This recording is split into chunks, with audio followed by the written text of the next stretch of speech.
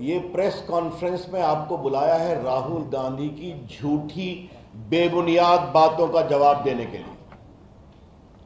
अभी उनका दिल्ली में प्रेस कॉन्फ्रेंस हुआ है और अपनी आदत के मुताबिक राहुल गांधी ने भटकाने की कोशिश की, गलत बयानी की और विषय पर कुछ नहीं बोले।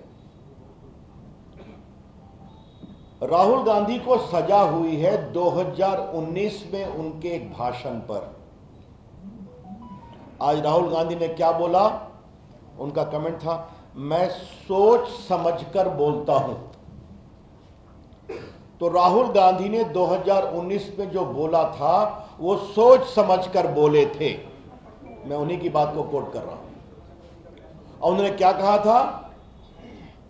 ये सारे मोदी चोर क्यों होते हैं? मोदी बिहार, पूर्वी भारत, पश्चिम भारत में पिछड़े और अति पिछड़े समाज से आते हैं, सबसे बड़ी संख्या में। तो श्रीमान राहुल गांधी ने पिछड़े समाज का अपमान किया था पब्लिक मीटिंग में। आलोचना करने का अधिकार है, गाली देने का अधिकार नहीं है। और राहुल गांधी ने गाली दी थी, बेइज्जत किया था, बेबुनियाद बातें की थी।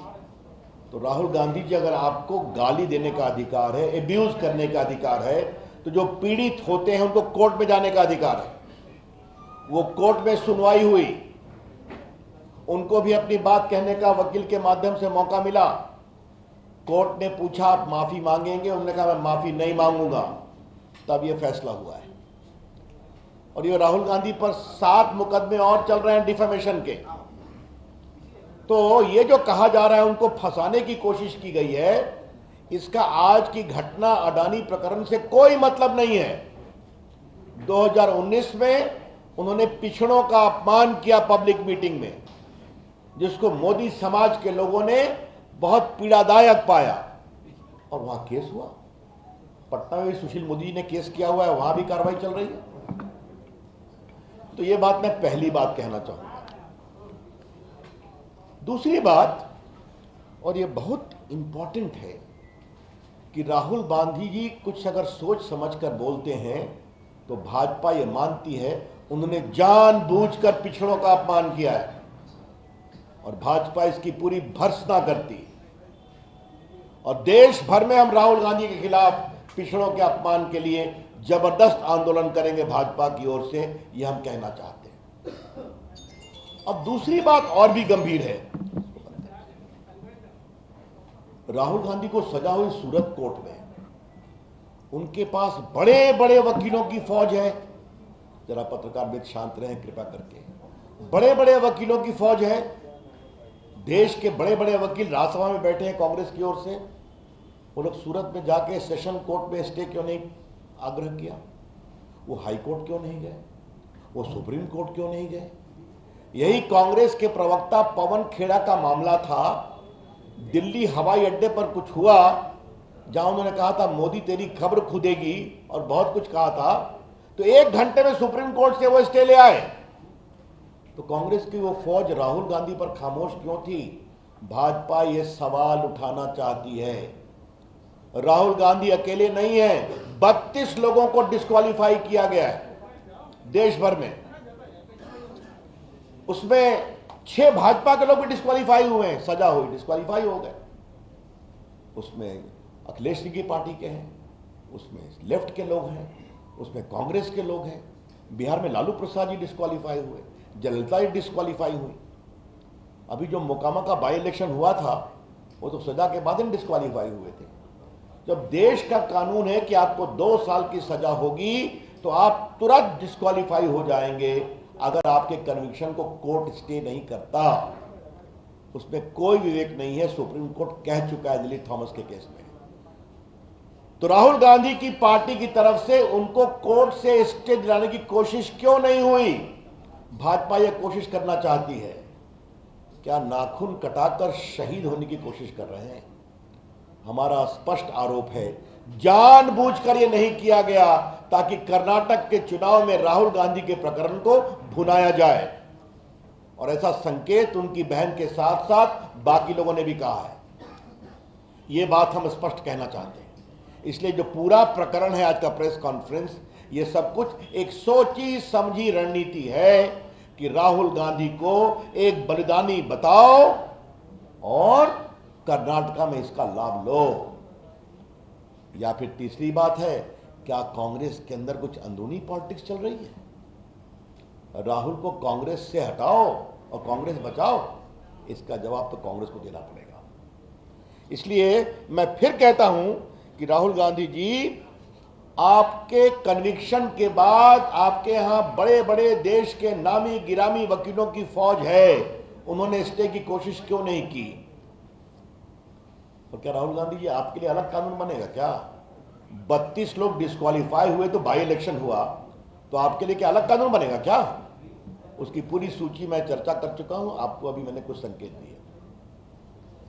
आज राहुल गांधी ने फिर झूठ बोला। क्या बोला? कि मैंने लंदन में कुछ नहीं कहा था।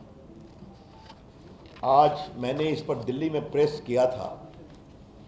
वो जैसे ही हारते हैं तो विदेश में जाकर भारत के लोकतंत्र का विलाप करते हैं। राहुल गांधी की पॉलिटिक्स बहुत सीधी है। हमको जनता वोट देगी, लोकतंत्र ठीक है। हम हारेंगे, लोकतंत्र खराब है।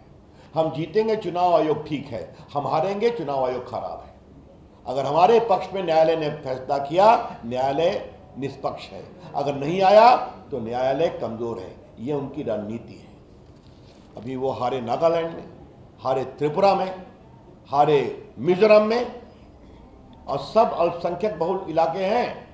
तो लंदन में जाके बोला, आज उन्होंने क्या कहा? हमने कुछ नहीं कहा है ऐसा कि अमेरिका और यूरोप को इसके बारे में विचार करना चाहिए। राहुल गांधी ने आज फिर झूठ बोला है। इसे राहुल गांधी ने लंदन में क्या कहा है आपको हम सुनाना चाहते हैं। सुनाओ।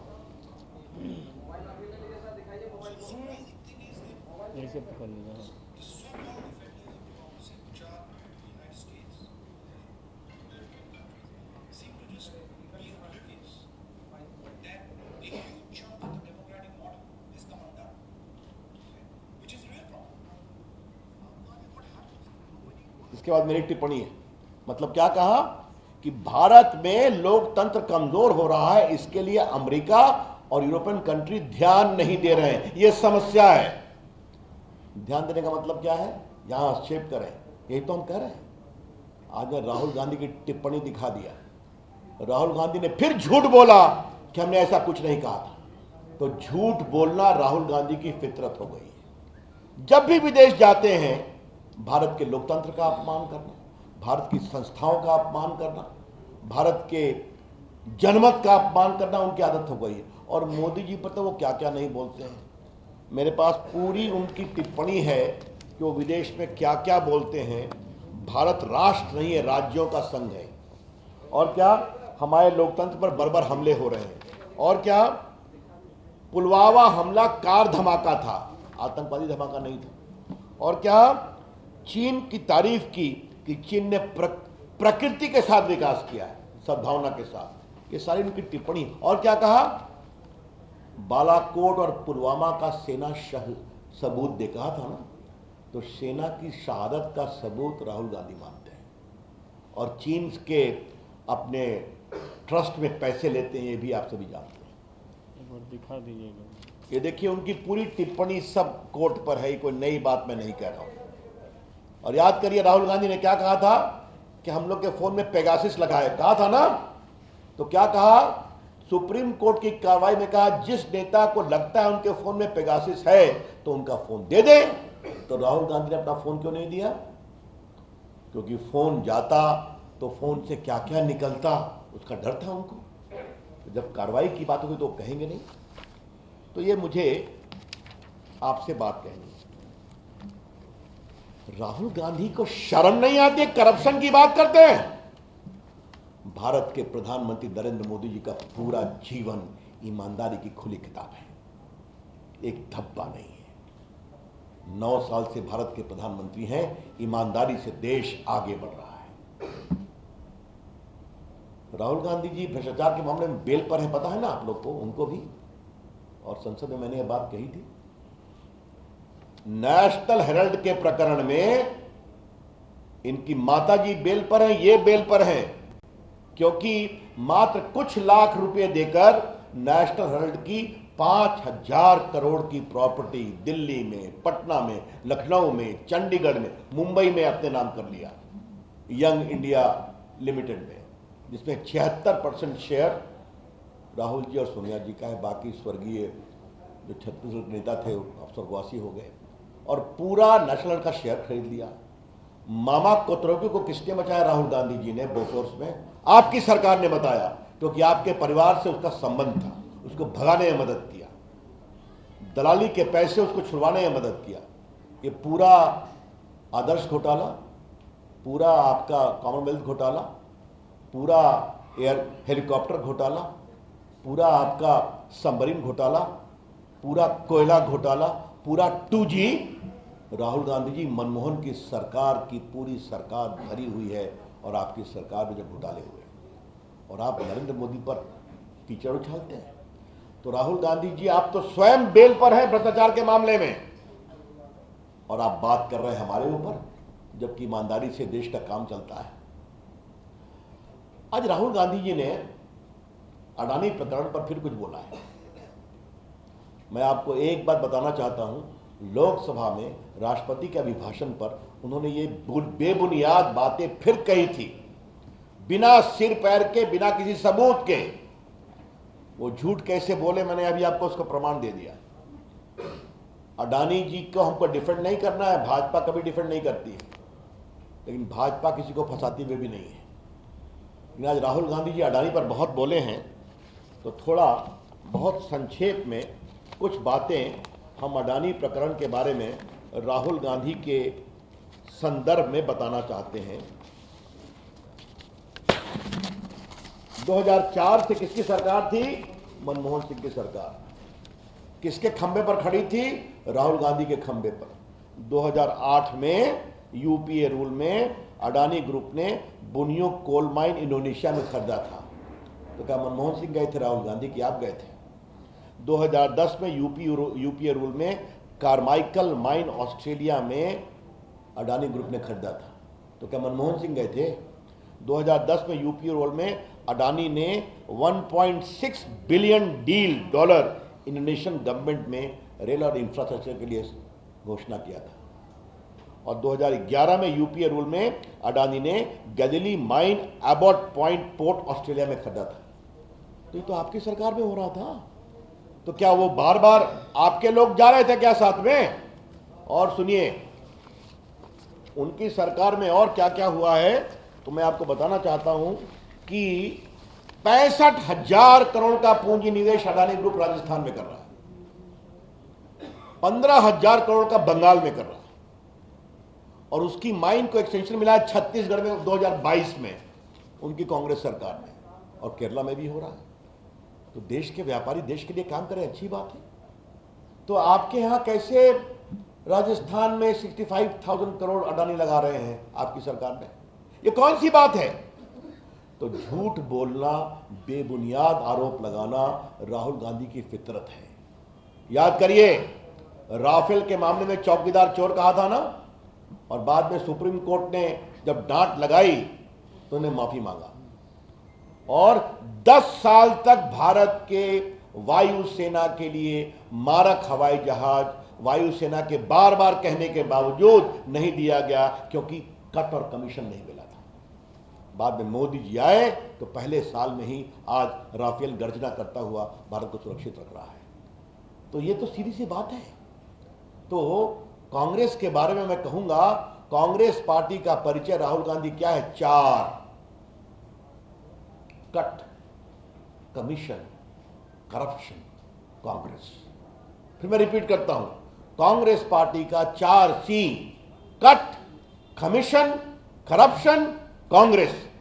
और ये राहुल गांधी जी, नरेंद्र मोदी ऐसे महान शक्तिशाली नेता के बारे में इस तरह की बेबुनियाद टिप्पणी करते हैं, जिसके कारण भारत दुनिया की 5वीं इकॉनमी बन गया,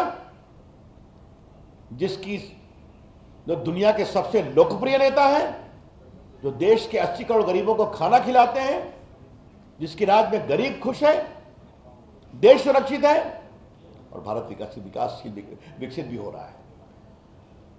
तो समस्या मित्रों, अंतिम बात मैं कहूंगा क्या है, राहुल गांधी की समस्या यही है कि उनको वोट नहीं मिलता। तो संजय बाबू, उनको वोट नहीं मिलता तो हम लोग क्या करें? अब आप ही बता दीजिए, क्या हम लोग जनता से उनके लिए वोट मांगे? बार बार जाते हैं, हार जाते हैं, मुश्किल से हिमाचल में निकल पाए, 14 हारे, 19 हारे, अभी मेघालय हारे, त्रिपुरा हारे, नागालैंड हारे, कर्नाटक भी हारेंगे और 24 में देश भी हारेंगे। राहुल गांधी ये नहीं समझते कि देश आज कांग्रेस पार्टी की नीति से उब चुका है। तो अब क्या बोलते हैं, मेरे अगले भाषण से मोदी जी डर जाएंगे। संजय बाबू पहले अपनी आंख से डराते थे ना कि हमसे आंख नहीं मिलाएंगे मोदी जी, याद है ना? तो हमने कहा हमारे नेता मोदी जी को छोड़ दीजिए, राहुल गांधी जी संसद में हम लोग भी बैठते हैं, हम लोग से आंख मिला लीजिए, जरा हम ही आपका जवाब दे दें। तो आंख तो मिलती नहीं। अब मोदी जी कह रहे हैं मोदी जी मेरे अगले भाषण से डर जाएंगे। क्या क्या बातें। आज फिर उन्होंने श्रीलंका की बात कही है। श्रीलंका ने पूरे अडानी प्रकरण पर जवाब दे दिया, मेरे पास सारे उनके ट्वीट्स हैं राष्ट्रपति के सबके। ये बिल्कुल गलत बात है। तो झूठ बोलना, बेबुनियाद आरोप लगाना, बस एक ही है कि हमारे पिताजी प्रधानमंत्री, हमारी दादी जी प्रधानमंत्री, हमारे परदादा जी प्रधानमंत्री और भारत के प्रधानमंत्री का एकमात्र पट्टा तो भगवान ने मेरे लिए दिया है, जनता में वोट क्यों नहीं देती? समस्या यही है। तो राहुल गांधी जी, आपको वोट और नहीं मिलेगा। इस तरह की बेबुनियाद बात करना बंद करिए। अंत में यही कहूंगा, राहुल गांधी ने देश के पिछड़ों का अपमान किया है और आज फिर कहा जानबूझकर वो बोलते हैं, सोच समझकर बोलते हैं। तो मतलब सोच समझकर देश के पिछड़ों का अपमान किया है। भारतीय जनता पार्टी इसको बहुत ही एक गंभीर विषय बनाएगी और देश में इसका विरोध करेगी। धन्यवाद। I am open two questions now.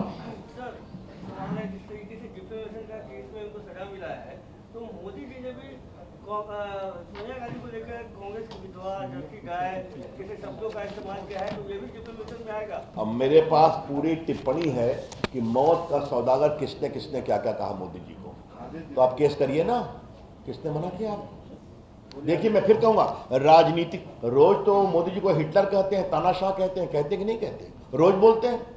हमारा कहना यह है कि आलोचना का मतलब गाली देना नहीं होता है, आलोचना का मतलब एब्यूज करना नहीं होता है। और आप एक पूरी पिछड़ी जाति को उसके सरनेम से इस तरह से आप गाली देंगे, ये बहुत दुर्भाग्यपूर्ण है।